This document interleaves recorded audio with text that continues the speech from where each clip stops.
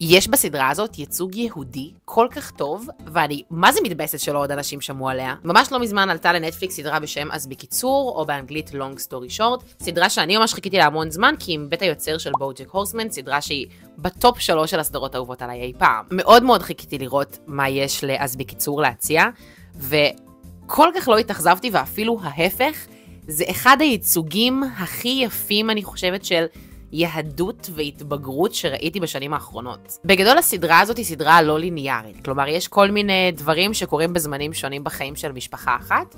המשפחה הזאת היא משפחה יהודייה מארצות הברית, לילדים במשפחה קוראים אבי, שירה ויושי. היא גם כתובה כל כך טוב שיש דברים שאנחנו מגלים רק בפרק האחרון שמתקשרים לדברים שקורו בכלל בפרק הראשון. אני ממש נהניתי לראות ייצוג כל כך יפה של יהדות, ואני אמשיך להגיד את זה כי היהדות שמיוצגת לאו דווקא בדרך אחת נכונה. ואפילו יש שם דיון על זה. יש שם יהדות שהיא יותר חילונית, יש שם יהדות שהיא יותר אורתודוקסית, יש שם יהדות שהיא יותר רפורמית. ואני חושבת שעצם העובדה שמדובר במשפחה אחת, שיכולה להכיל כל כך הרבה זרמים ודעות ואנשים שונים, אני ממש נהניתי מהסדרה הזאת, אני ממש נהניתי מהסדרה הזאת, באמת. וגם איזה כיף היה לי לגלות שהיא חודשה כבר לעונה שנייה. זה לא ממומן, נטפליקס לא שילמו לי על הסרטון הזה, אני חיכיתי לסדרה הזאת מלא זמן, ואני כל כך שמחה שהיא לא אכזבה אותי, ואני גם כל כך שמחה שאני יכולה להמליץ עליה בלב שלם. אם כבר ראיתם אותה, תכתבו לי מה חשבתם עליה בתגובות.